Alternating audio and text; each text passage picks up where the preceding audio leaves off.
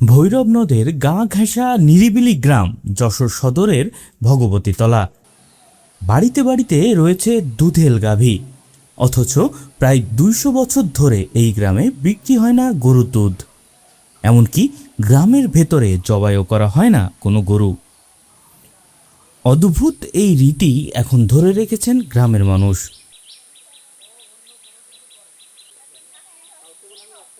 যশোর সদর উপজেলার কচুয়া ইউনিয়নের ভগবতীতলা গ্রামে রয়েছে প্রায় ২০০০-এর মতো গবাদি পশু।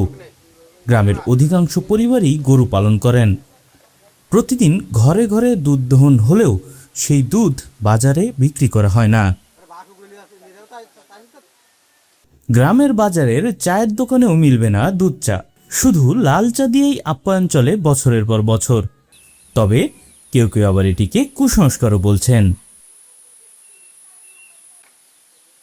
গ্রামবাসীরা জানান, 1846 সালের দিকে গুটি বসন্তে ভয়াবহ পরিস্থিতি তৈরি হয় এই এলাকায়। তখন এক ফকির গ্রামে এসে দুধ চান। আশপাশের গ্রামে না পেলেও ভগবতীতলায় গরুর দুধ পান তিনি। পরে সেই দুধ দিয়ে গ্রামের ৩ রাস্তার মোড়ে পায়েস রান্না করে সবাইকে খাওয়ান তিনি। এরপর গ্রামের নাম দেন ভাগ্যবতী গ্রাম। বিদায়ের সময় বলে যান, এই গ্রামের কেউ যেন গরুর দুধ বিক্রি কিংবা গরু জবাই না করে, না হলে অমঙ্গল নেমে আসবে।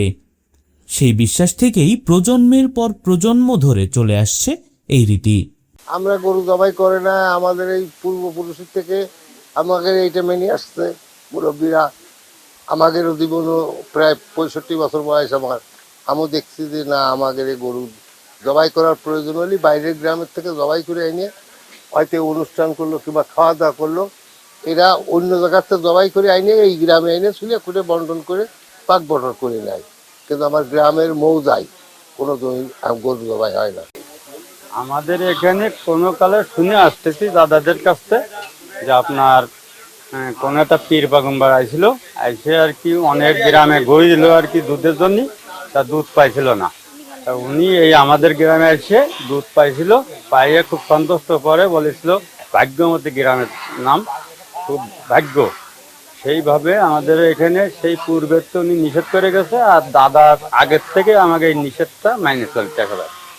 ছোটবেলা আমার চাষে একটা ওইরকম দুধ চুরি করে বিক্রি করিল, করলে তার বাছর আস্তে আস্তে দুধে দুধে কাটাম হয়ে গেল, মারাও গেল, লাস্টে মারাও গেল।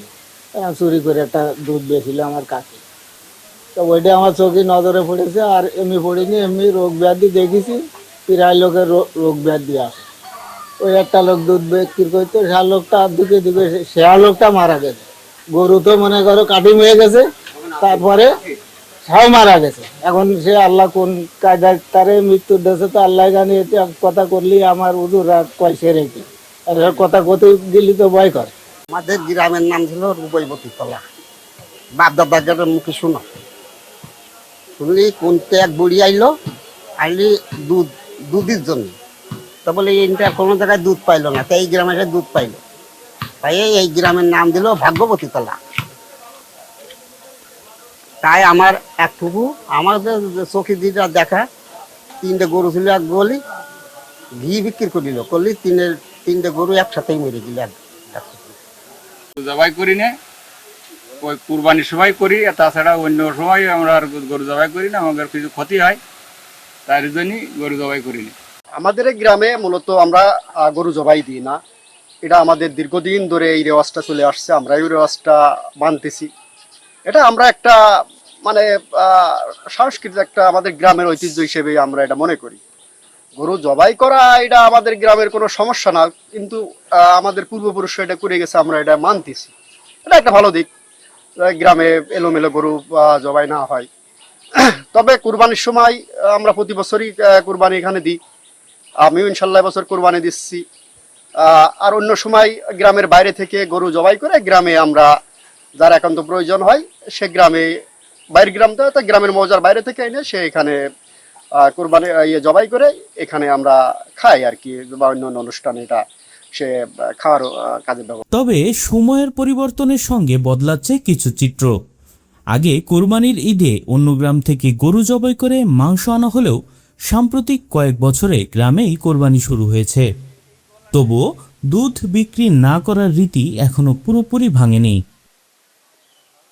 আচ্ছা, আমাদের গ্রামে কুরবানির সময় কুরবানি করলে কোনো সমস্যা দেখা যায় না। তার ব্যতিরিক্ত যদি জবাই করা হয় তাহলে অনেক রকম মুসিবত ঘটে। তার জন্য কেউ গরু জবাই করে না এই গ্রামে, আর দুধও বিক্রি করে না। কুরবানির সময় ছাড়া আমরা কোনোদিন জবাই করিনি, কুরবানির সময় জবাই করি, আর সব বাইরেতে জবাই করে নিয়ে আসি। আমাদের এই ইউনিয়নে জবাই করি বাইরের জায়গা থেকে, ভগবতী তলা করি না। ওই দেশে করি না, খালি কুরবানির গরুটা জবে করি, আর জানে মানুষ করবে না ওই দুধটা করে নিয়ে আসে।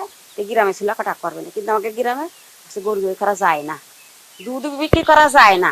দুধ যারা সাথে টাকা আমরা দুধ দিয়ে দিই, কিন্তু গরু জবে করা যায় না। কুরবানি গরু জবে করা যায় না। এটা আমি কুসংস্কার বলে মনে করি, কিন্তু আমি আবার ব্যক্তিগতভাবে মনে করেন যে ওইটা করে আসছে, সেভাবে দেখা যাচ্ছে ওইভাবে গাভী পালা হয় না যে দুধ বিক্রি করব খাওয়ার জন্য সেইভাবে মনে করেন যে বাসায় গাভী আছে খাওয়ার জন্য, বিক্রি করার জন্য সেভাবে বড় গাভী পালা হয় না। এগুলো মূলত কুসংস্কার। বিজ্ঞান বা ধর্মের কোথাও এর ভিত্তি নেই বলে দাবি সচেতন মহলের। Desk report, channel 24।